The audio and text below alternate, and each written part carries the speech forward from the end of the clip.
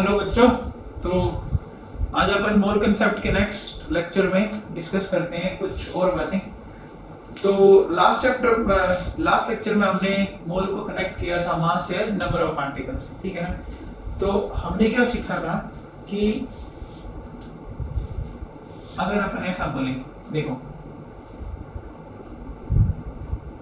मुझे 1 ग्राम मोल मीथेन लेना, तो 1 ग्राम मोल मीथेन लेना इसका मतलब मुझे इसका mass equal to molar mass that is 16 gram, ठीक है क्या? अच्छा, इसी तरह से अपन ये कह सकते हैं कि 1 ग्राम मोल मीथेन यानी क्या होगा, देखो मतलब अपन ये कह सकते हैं कि Na मॉलिक्यूल्स बोल सकते हैं। अब देखो इसमें ये दोनों चीजें एक जैसी है, इसका मतलब मैं ये कह सकता हूँ इस 1 ग्राम मोल मीथेन की जगह मैं Na मॉलिक्यूल्स लिख सकता हूँ इसकी जगह, क्योंकि ये जो है वो इसके इक्वल है। तो मैं ऐसा कह सकता हूँ कि जो Na मॉलिक्यूल्स हैं, तो Na मॉलिक्यूल्स का मास कितना है? 16 है। तो Na मॉलिक्यूल्स का मास अगर 16 है तो 1 मॉलिक्यूल का मास क्या होगा? हो जाएगा 16 अपॉन Na। तो जब भी आपको किसी के एक पार्टिकल का मास निकालना है तो आपको हमेशा उसके फॉर्मूला मास को डिवाइड करना है Na से। अब देखो ये जो 1 अपॉन Na है इसको बोला जाता है 1 AU, ये इसको बोला जाता है 1 U। इसको सोल्व करने पे इसकी वैल्यू ये आती है, ठीक है ना। तो इसका मतलब ये हो गया हमारे पास कि हम ऐसा कह सकते हैं कि mass of 1 molecule of methane कितना हो गया? 16 AU। कितना हो गया? 16 AU। या आप ये भी कह सकते हो कि जो 16 AU है 1 AU किसके इक्वल है? इसके इक्वल है। तो अपन इसको ऐसा कह सकते हैं, ठीक है ना। तो जब भी आपको किसी के एक मॉलिक्यूल का मास निकालना, आप उस मोलर मास को क्या करो? डिवाइड कर दो एवोगैड्रो नंबर से। ऐसा अगर आपसे ये कहे कि बताइए mass of 1 molecule of H2O, हमें वाटर के एक मॉलिक्यूल का मास चाहिए, तो क्या करेंगे? वाटर का मोलर मास आता है 18 डिवाइडेड बाय Na कर देंगे, यानी क्या हो गया? 18 हो गया। मान लीजिए मेरे को ये कहे कि mass of 10 molecule of H2O, क्या करेंगे? 18 into 10 कितना होगा? 188। जैसा आप सके कि बताओ मास ऑफ 1 कार्बन एटम, एक कार्बन एटम का मास क्या होगा? एक कार्बन एटम का मास आएगा 12A, ठीक है ना। एक कार्बन एटम का मास कितना आ जाएगा आपका? 12 AMU आ जाएगा। इस तरह से अपन कर सकते हैं। तो जैसे अगर आपसे ये कहे कि बताइए मास ऑफ 1 मोल वाटर बताओ, तो 1 मोल वाटर का मास कितना होगा आपका?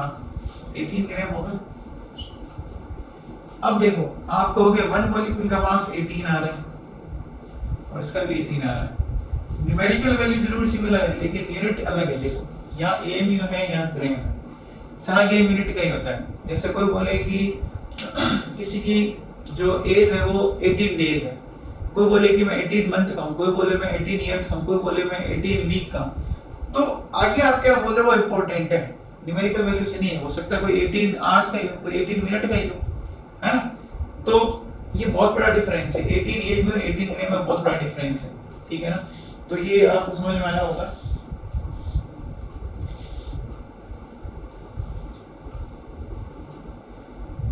जैसे देखो सुनो,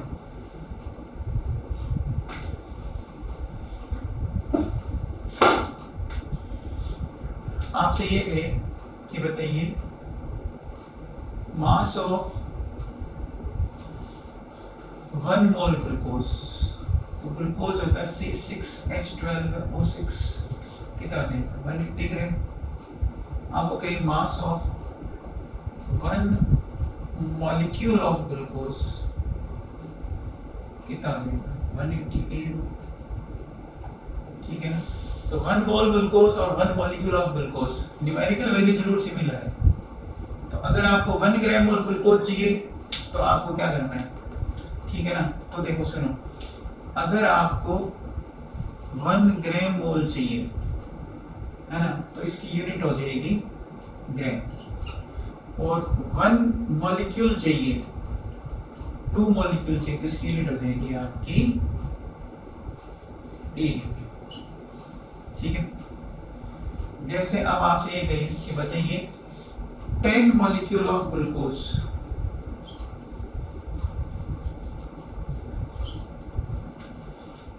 तो 10 मॉलिक्यूल ऑफ ग्लूकोज, ग्लूकोज के 1 मॉलिक्यूल कितना 180, 180 मल्टीप्लाई बाय 10 यानी कितना, ठीक है ना। तो इस तरह से अपन इसको निकाल सकते हैं। तो बड़ा सिंपल सा है कि आपको जब भी मास ऑफ 1 मॉलिक्यूल चाहिए है ना, मास ऑफ 1 मॉलिक्यूल चाहिए, तो क्या करोगे, molar mass divide by 18। Mass of 1 atom चाहिए, क्या करोगे, atomic mass divided by, sorry आपको मास ऑफ 1 मॉलिक्यूल चाहिए तो मोलर मास डिवाइडेड बाय क्या करना है Na, और इसको चाहिए तो डिवाइडेड बाय Na, ठीक है। इस तरह से आप इसको कर सकते हैं। समझ में आ गया होगा मेरी बात। तो Na से डिवाइड करोगे तो आपको पता लगे, जैसे आपसे कहे कि एक डजन में 12 पार्टिकल है, अब 12 पार्टिकल का मास मान लीजिए 120 ग्राम है, तो एक पार्टिकल का कितना होगा, तो 120 डिवाइड बाय 12, तो जो मास है उसको Na से डिवाइड किया, वहां हमने 12 से डिवाइड किया, क्योंकि एक डजन की बात कर रहे हैं, तो ये अपन इस तरह से फाइंड आउट कर सकते हैं, ठीक है।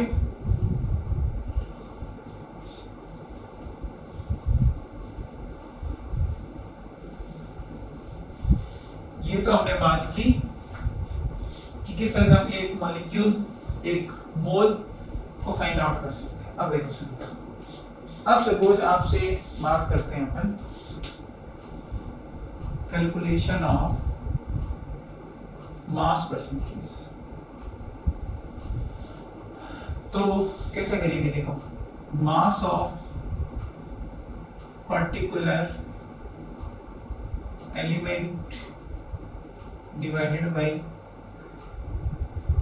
molecular mass multiplied by 100, ऐसा करना है। जैसे देखो फॉर एग्जांपल अगर मैं बात करूं, जैसे मेरे पास है मीथेन, तो मीथेन में एक कार्बन है यानी 12 ग्राम कार्बन, 4 into 1 4 ग्राम आपके है हाइड्रोजन, तो टोटल कितना हो गया 16 ग्राम हो गया।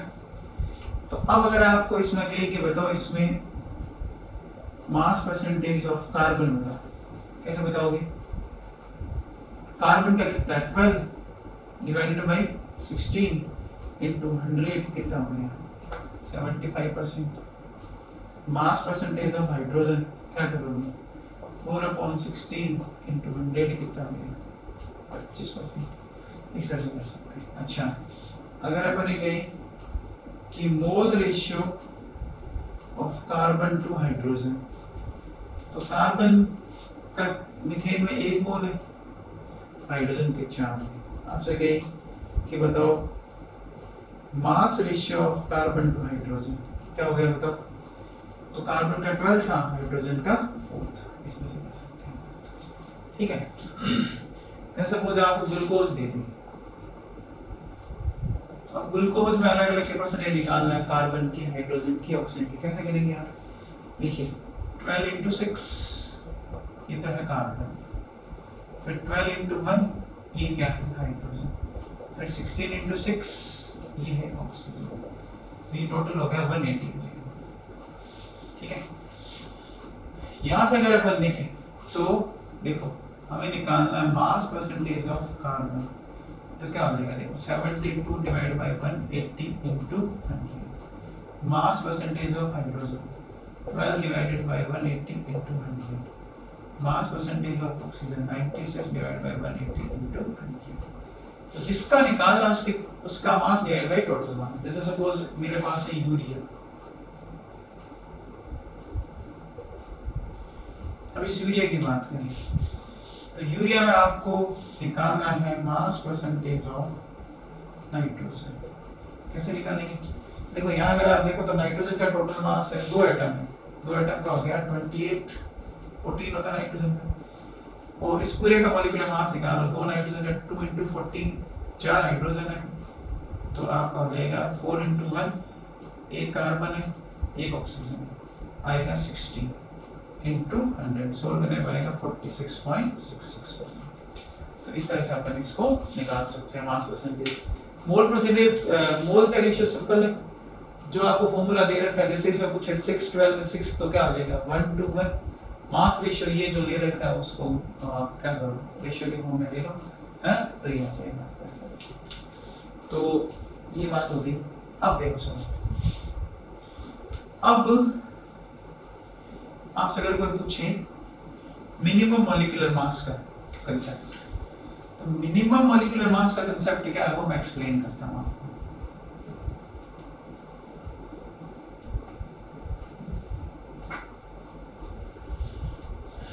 देखो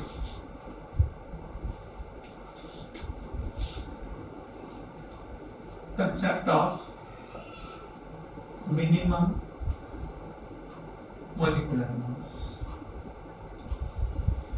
देखिए मिनिमम का मतलब हमेशा समझ लीजिए कि जैसे अगर मैं बोलूं कि एक क्लास में एक लेक्चर डिलीवर करने आए तो कम से कम उसके सामने एक बच्चा होना चाहिए, है ना, एटलीस्ट एक बच्चा होगा तभी वो लेक्चर डिलीवर करेगा।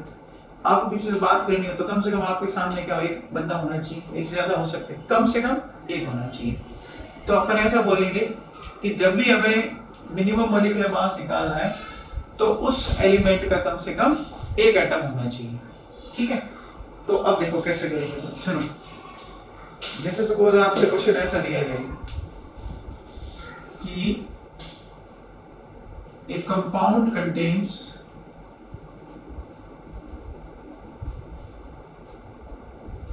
75% carbon by mass, then calculate its minimum molecular mass। ये आपसे पूछ रहा है। फिर एक compound contains 8% sulfur by mass, calculate its minimum molecular mass। फिर a compound contains 25% hydrogen by mass and it contains 4 hydrogen atom per molecule, then calculate its minimum molecular mass, then calculate its molecular mass। देखिए पहले जो 2 question हैं उनमें तो minimum बोला आपको, ठीक है, लास्ट वाले में मिनिमम नहीं। तो अपन करते हैं, देखो क्या कह रहा है, एक कंपाउंड कंटेन 75%। तो अब आपको कहता है कि मिनिमम निकालना। मिनिमम मतलब कार्बन का एक एटम होना चाहिए, कार्बन का एक एटम होगा तो कार्बन का मास कितना होगा 12, है ना भाई। मिनिमम अगर हमें चाहिए, मिनिमम मॉलिक्यूलर मास का मतलब तो ये हो गया कि at least 1 atom should be present, एक एटम होना चाहिए। तो अब देखो आप बताइए मास परसेंटेज कितनी दे रखी है 75, मास ऑफ पर्टिकुलर एलिमेंट अगर एक एटम लेते तो 12, और मॉलिक्यूलर मास हमें फाइंड आउट करना है मल्टीप्लाइड बाय 100, तो मॉलिक्यूलर मास आ जाएगा 60। ये कहते हैं कंपाउंड कंटेन्स 8% सल्फर, वापस वही करना है आपको 8% सल्फर, तो उसका मतलब सल्फर का एक एटम चाहिए होना चाहिए, इसका मतलब उस मास ऑफ पर्टिकुलर एलिमेंट कितना होगा 32, तो इसमें यहाँ बोलूंगा देखो 832 मॉलिक्यूलर मास क्या होगा इनटू 100, तो मतलब मॉलिक्यूलर मास कितना है। इसमें देखो थोड़ा अलग है, इसमें परसेंटेज तो 25 दे रखी है, तो परसेंटेज तो 25 लिख दो, लेकिन इस बार इसने 4 एटम बोले हैं, 4 हाइड्रोजन एटम, तो एक हाइड्रोजन एटम का मास 1 होता तो 4 का हो जाएगा 1 into 4 मॉलिक्यूलर मास, इनटू ये करेंगे तो मॉलिक्यूलर मास कितना आ जाएगा बताइए आप, आ गया 60। अपन इस तरह से इसको निकाल सकते हैं।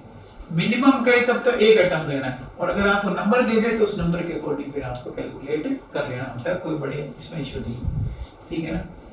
इसी पे देखो एक बार नीट में क्वेश्चन आया था,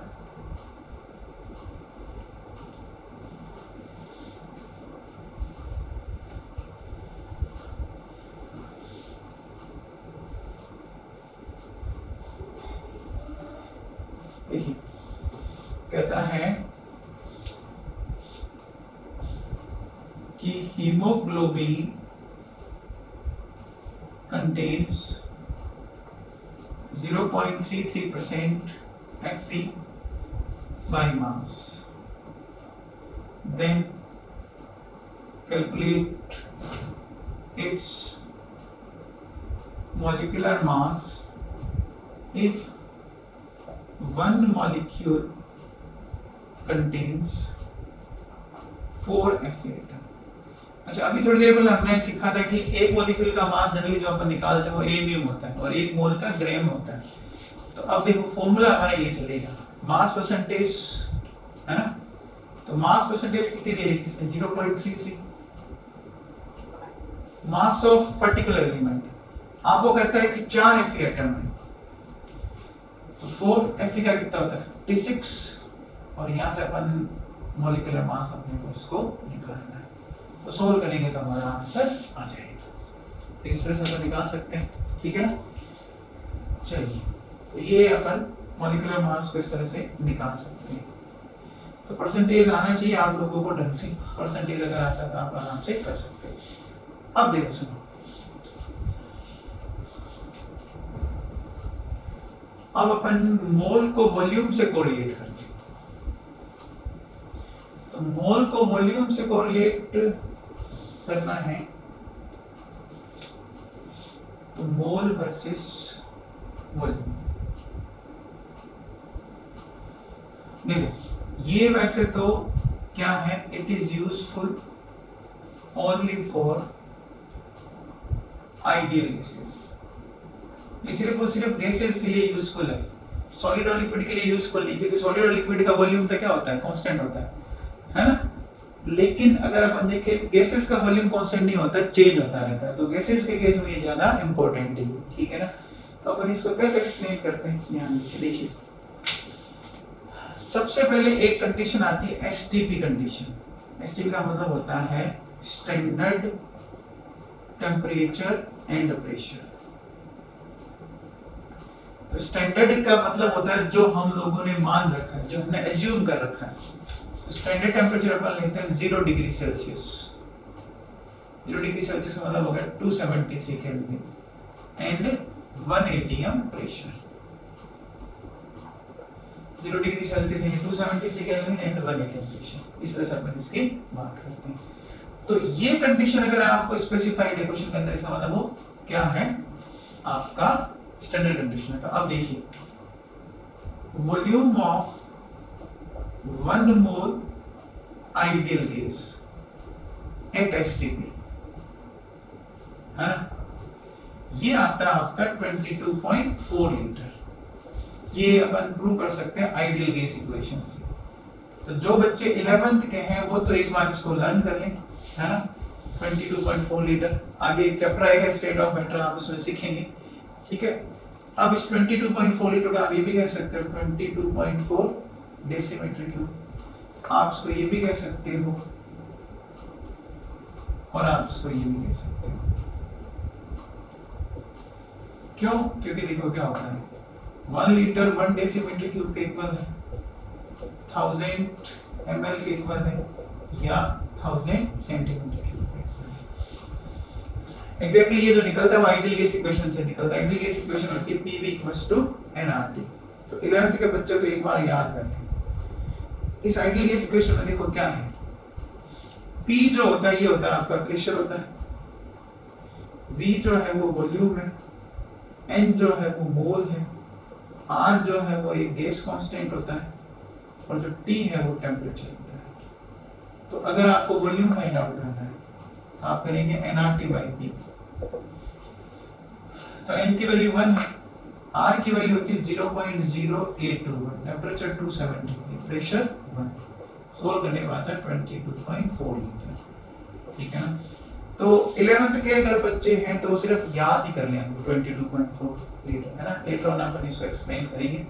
ठीक है, तो हमारे पास ही आ गया। ठीक है, अब देखो सुनो, ध्यान रखना, अगर आपने टेम्परेचर चेंज कर दिया, प्रेशर चेंज कर दिया तो वॉल्यूम चेंज हो जाएगा, है ना। टेम्परेचर एंड प्रेशर चेंज करते वॉल्यूम चेंज हो जाएगा।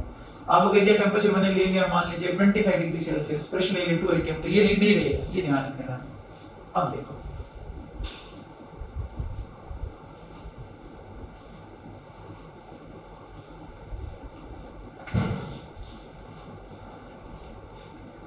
अब मान लीजिए आपको volume at STP in litre given, ठीक है, और इससे ग्राम मोल निकालना है। ठीक है, तो हमने ये सीखा था कि जब भी आपको मोल निकालना था तो आपको डिवीजन करना होता है, MD करना होता है। तो मास दिया होता है तो अपन फॉर्मूला मास से डिवाइड करते हैं, नंबर दिए होते तो अपन एवोगैड्रो नंबर से डिवाइड करते हैं। तो वॉल्यूम देगा STP कंडीशन से अपन अपने क्या दिखा था, एक मोल का वॉल्यूम कितना था 22.4, तो डिवाइड कर देंगे 22.4 से, और वापस उल्टा आना था क्या हो जाएगा, बस इतना सा करना। जैसे देखो सुनो, मान लीजिए मेरे पास 5.6 लीटर अमोनिया है, ठीक है, तो इसके ग्राम मोल बताओ कितने होंगे। तो आपको वॉल्यूम कितना गिरा है 5.6 और डिवाइड किससे करेंगे 22.4, कितना आएगा 0.2, तो ग्राम मोल तो 0.25 आ गया। अब मोल निकलने के बाद जो भी चीज आपको आगे कैलकुलेट करनी है तो हमेशा मल्टीप्लाई करने से आती है। ठीक है, तो नेक्स्ट मैं अगर बोलूं कि मुझे निकालना है मास ऑफ अमोनिया, तो 0.25 into 70 ऐसा कर सकते हैं। अगर मैं कहता हूं बताओ मुझे निकालना है मॉलिक्यूल्स ऑफ अमोनिया, तो क्या करेंगे, मोल कितने 0.25 into n। अच्छा मान लीजिए आपको निकालना है नंबर ऑफ प्रोटॉन्स, ठीक है, तो प्रोटॉन्स कैसे निकालोगे, अमोनिया के एक मॉलिक्यूल में देखो प्रोटॉन की बात करें तो 7 होंगे नाइट्रोजन के और 3 होंगे हाइड्रोजन के, टोटल 10 होंगे। नाइट्रोजन एटॉमिक नंबर 7 होता है, तो फिर क्या बोलेंगे कि एक मॉलिक्यूल में 10 प्रोटॉन है, तो कितने मॉलिक्यूल में कितना मल्टीप्लाइड बाय 10। अगर ये न्यूट्रल है तो नंबर ऑफ इलेक्ट्रॉन्स क्या होंगे, जितने प्रोटॉन उतनी हो जाएंगे। ठीक है, अच्छा नंबर ऑफ न्यूट्रॉन्स की बात करें तो हाइड्रोजन में कोई न्यूट्रॉन नहीं होता, ठीक है ना, हाइड्रोजन में कोई न्यूट्रॉन नहीं होता। नाइट्रोजन में कितने लेंगे 7, तो ओवरऑल कितने 7 ही आएंगे इनटू n इनटू 7। तो इस तरह से अपन ये फाइंड आउट कर सकते हैं। ठीक है ना,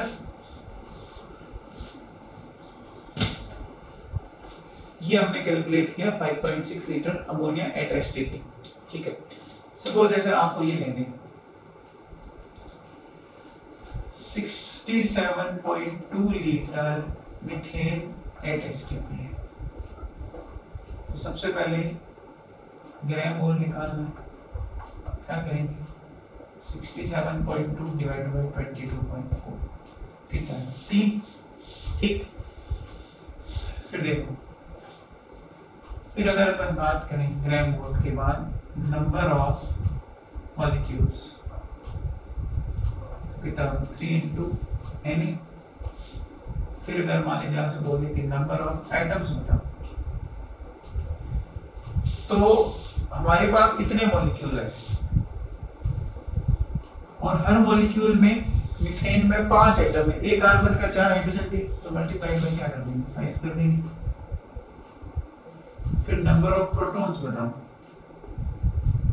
तो मॉलिक्यूल इतने और प्रोटॉन कितने हो गए, कार्बन में 6 हो गए, हाइड्रोजन में 1 होता है 4 के 4 तो 6 एंड 4 कितना हो गया 10 into 10। Number of electrons 3 into n into 10 कर देंगे। लेकिन अगर आपसे कहे कि नंबर ऑफ न्यूट्रॉन बताओ, तो हाइड्रोजन में कोई न्यूट्रॉन नहीं होता, सिर्फ कार्बन में होते हैं, तो 6 आएंगे। अच्छा, अगर आपसे कहे कि बताओ मास ऑफ मीथेन बताओ, क्या करेंगे आप, तो 3 मोल है, मीथेन का मास कितना होता है 16, कितना है 48 इस तरह से अपन फाइंड आउट कर सकते हैं। तो ये एक बड़ा सिंपल सा लॉजिक है कि आपको एसटीपी कंडीशन में वॉल्यूम जो होता है 1 मोल का होता है 22.4 लीटर। तो नटसेल में अपन ऐसा बोल सकते हैं कि जब भी आपको मोल निकालना है आपको डिवाइड करना पड़ेगा और मोल से कुछ भी निकालना है मल्टीप्लाई करना पड़ेगा। एक सिंपल सा पॉइंट है, जैसे देखो आपको बोला गिवन मास और इससे ग्राम मोल निकालना है, ठीक, आपको दे दिया गिवन नंबर ऑफ पार्टिकल्स, इससे ग्राम मोल निकालना है, आपको दे दिया गिवन वॉल्यूम एट एसटीपी, इससे ग्राम मोल निकालना है। तो गिवन मास से निकालना है तो आपको डिवाइड करना पड़ेगा फॉर्मूला मास, जो उस फॉर्मूला का जो मास आ रहा है उससे डिवाइड करना, ठीक है। गिवन नंबर ऑफ पार्टिकल तो डिवाइड करना है n से, given volume at STP in litre है तो डिवाइड करेंगे 22.4 से। तो जब भी मोल निकालना है तो डिवाइड करना है बस, और उल्टा चलना है तो डिवाइड का उल्टा क्या होगा मल्टीप्लिकेशन, तो मल्टीप्लाई कर देंगे फॉर्मूला मास, मल्टीप्लाई कर देंगे एवोगैड्रो नंबर से उल्टा चलने के लिए, मल्टीप्लाई कर देंगे किससे 22.4 से। बस मोल कंसेप्ट इतना ही है, इससे ज्यादा मोल कंसेप्ट आपका नहीं है, ठीक है ना। बस ये ध्यान रखना कि वॉल्यूम के केस में आप सिर्फ तभी यूज लेंगे जब आपको क्या दिया हो, गैसेस यूज दिया हो, है ना, लिक्विड में नहीं दे। जैसे जनरली एक मैं क्वेश्चन बताता हूँ आपको,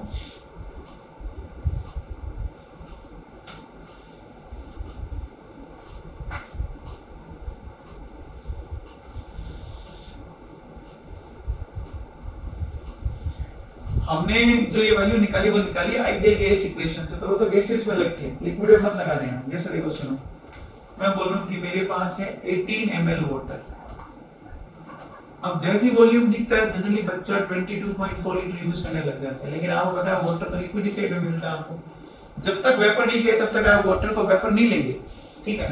तो अब 18 ml वाटर की बात करें तो अब देखो वाटर की एक खास बात क्या है कि वाटर की जो डेंसिटी होती है, डेंसिटी ऑफ वाटर वो 1 ग्राम पर ml, डेंसिटी का फॉर्मूला होता है मास अपॉन वॉल्यूम। तो डेंसिटी अगर 1 है तो इसका मतलब ये हो गया कि मास और वॉल्यूम हमेशा क्या आ जाएंगे इक्वल हो जाएंगे, यानी इसका मतलब अगर 1 ग्राम आपने वाटर लिया इसका मतलब 1 ml है, या 10 ml वाटर लिया तो 10 ग्राम है, तो इसका मतलब 18 ml वाटर का मतलब 18 ग्राम वाटर है, बस पता लग गया। तो बताओ मोल ऑफ वाटर कितने होंगे 18 given weight upon molecular weight 18 बना गया, ठीक है। नंबर ऑफ H2O मॉलिक्यूल्स बोलो कितना होगा 1 into n, ऐसा भी कह सकते, ऐसा बोला जा सकता है। अच्छा, आप ये भी कह सकते हो देखो कि Na मॉलिक्यूल जो वाटर है ना, उसका मास है 18 ग्राम या वॉल्यूम है 18 है, ऐसा कह सकते हैं। तो एक मॉलिक्यूल